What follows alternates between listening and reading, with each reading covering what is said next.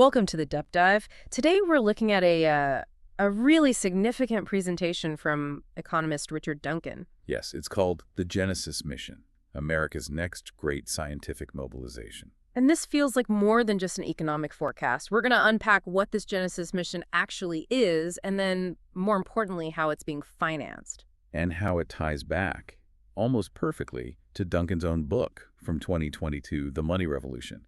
It's a fascinating alignment. Duncan really sets the stage here. He says this mission is, and I'm quoting, truly indispensable for America's future. He frames it as a make-or-break moment. Either the U.S. does this and maintains its global leadership, or, well, it gets superseded by China. And this isn't some future plan. It was officially launched by a presidential executive order back on November 24th. It's happening now. That date is key.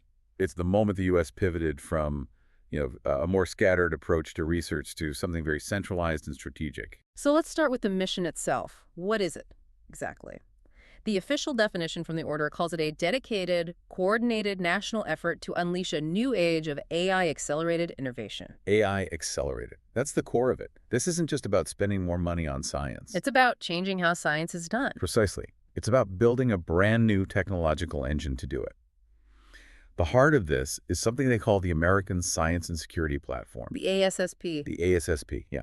And you can think of it as the central nervous system for this whole mission. Well, what does this platform do that, say, our existing supercomputers don't already? Well, it integrates them. Its job is to harness these massive federal scientific data sets. We're talking about maybe the world's largest collection of scientific data built up over decades. All that government R&D data. All of it.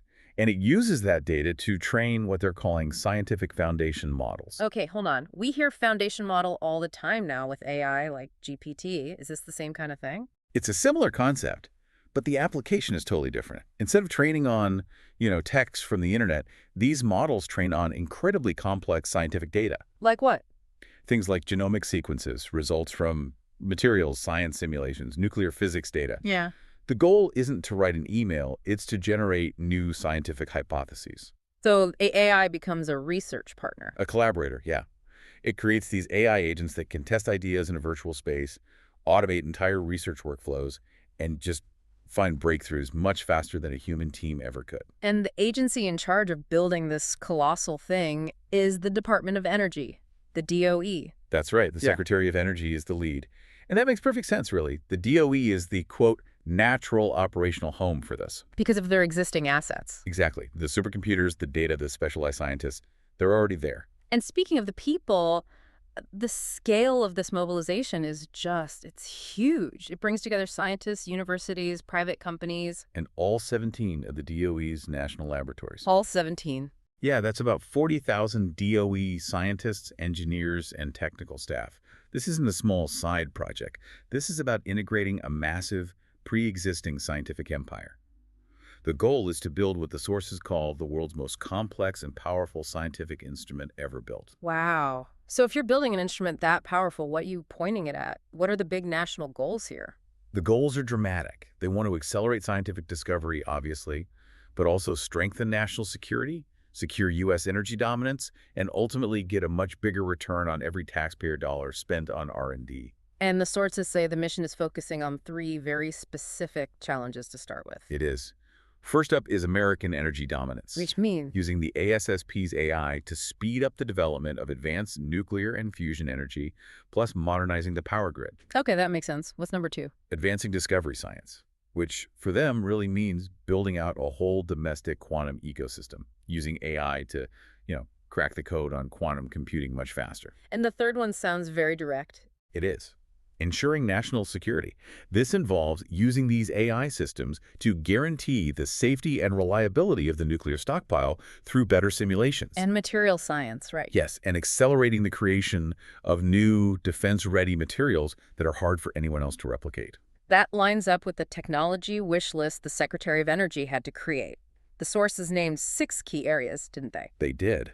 Advanced manufacturing, biotech, critical materials, nuclear fission and fusion, quantum science, and semiconductors. That's basically a roadmap for the entire 21st century economy. It is. And it leads directly to the other crucial piece of this, public-private fusion.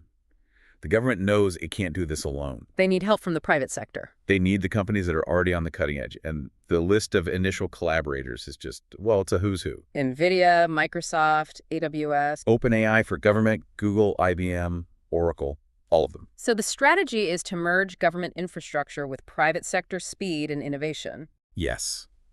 It's the government acting as both a venture capitalist and the primary systems integrator. It's a new model. Which brings us to the multi-billion-dollar question. How do you pay for all of this? Right. And this is where the story gets really interesting. First, you have to understand the DOE's financial power. It's one of the 5 largest federal agencies in terms of discretionary funding. Its budget for FY 2025 is around $50 billion. And about $23 billion of that is already earmarked for R&D. That's the baseline. But the real number is much, much bigger. It is. When you add in unobligated multi-year funding that the DOE already controls from other acts, the total available resources jump to a staggering number. Around $167 billion. $167 billion. That's from the Infrastructure Investment and Jobs Act. It's about $62 billion right there. And a big slice from the Inflation Reduction Act. So let's just clarify that for a second. Unobligated balances, that's basically money Congress already approved for other things that hasn't been spent yet. That's exactly what it is. It's authorized financial power just sitting on the DOE's books. And that's the key to how Genesis is being financed. Okay, what's the key? This is a coordination and technology upgrade mission, not a new capital spending mission. What does that distinction mean? Why don't they need a new $100 billion appropriation from Congress? Because they already own the key assets. The supercomputers, the scientific data, the scientists, they're all already there, already paid for. The executive order just gives them the authority to coordinate it all. Right. So the financing strategy is, frankly, brilliant.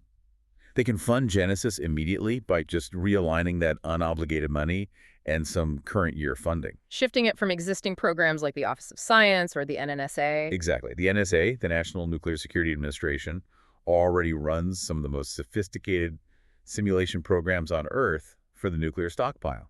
The expertise and the computing time used for that can now be expanded to serve the whole Genesis platform. So they can start right away, without a big political fight for new money. They can. The sources say there are sufficient funds available right now to catalog all the resources, build the first data sets, and get the initial operating capability of the ASSP up and running within 9 months. It's not about finding the money. It's about directing the money that's already in the system. It's a strategic masterstroke, really. It bypasses the usual gridlock. The resources are there, the people are there. Now it's just about execution. And this is where Richard Duncan's analysis comes full circle. He sees this as the direct implementation of the ideas in his 2022 book, The Money Revolution. He calls Genesis a profoundly positive development. It's the kind of national ambition he was arguing for. The whole point of his book was to persuade policymakers that the U.S. had to invest in frontier technologies far more aggressively. And he saw this as a government-led program. A massive government-financed investment program. And now he's seeing it happen. Let's walk through that point-by-point comparison, because the alignment is pretty stunning. Let's start with scale. Okay, so the book called for a mission on the scale of, the great historical mobilizations. The Manhattan Project, the Apollo program. Exactly. And the Genesis mission is being framed in those exact same terms. The scale of ambition is a perfect match. And the reason why it's necessary. Same thing. The book argued that this kind of response was critical because of China's higher rate of investment. It's a strategic competition. And the executive order uses exactly the same national security and strategic competition terms. The rationale is identical. What about the specific technologies they're targeting? It's almost a checklist. Duncan's book highlighted AI, quantum computing, biotech, renewable energy. The Genesis mission targets AI, quantum science, advanced materials, fusion energy, and semiconductors. The overlap is undeniable. And the role of government is also consistent. Duncan said the federal government has to lead and organize this. Right. You can't just leave it to the market. And what does Genesis do? It puts the DOE and the national labs right at the center, directed by the White House. The structure, too. I remember Chapter 16 of the book proposed public-private joint ventures. And that's exactly what we see with that list of collaborators, NVIDIA, Google, and so on. It's a deliberate fusion of public capital and private execution. But there is one small but pretty important difference in the financing. There is. Duncan's book actually proposed financing this through money creation, essentially printing money to fund the future. Whereas Genesis is using existing reallocated appropriations. Correct. So the mechanism is different.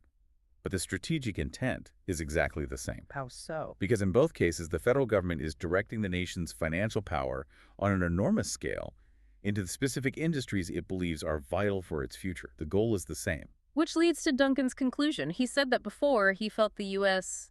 doesn't have a plan. And now he says, at long last, the U.S. does have a plan, and not only a plan, but a mission, the Genesis mission. It's a huge shift in thinking, from a theoretical proposal to an institutionalized national strategy. A strategy with an agency in charge, a budget of nearly $170 billion in available funds, and a clear technical blueprint. And we should mention, this isn't happening in a vacuum. It follows other recent policy moves, like the AI Action Plan and the R&D Priorities Memo. This is the centerpiece of a much broader strategic pivot that's been in the works for a couple of years. It's about restoring American technological leadership, period. The government has basically aligned its entire research enterprise around this one AI-driven objective. Just like the Secretary of Energy said, it's about calling on the nation's brightest minds once again, just like in the past. So as you're listening to this, here's the final thought to consider. The money is there, the scientists are there, the plan is in motion, the challenge is just execution. So think about the history. Which big mobilization does this actually resemble more?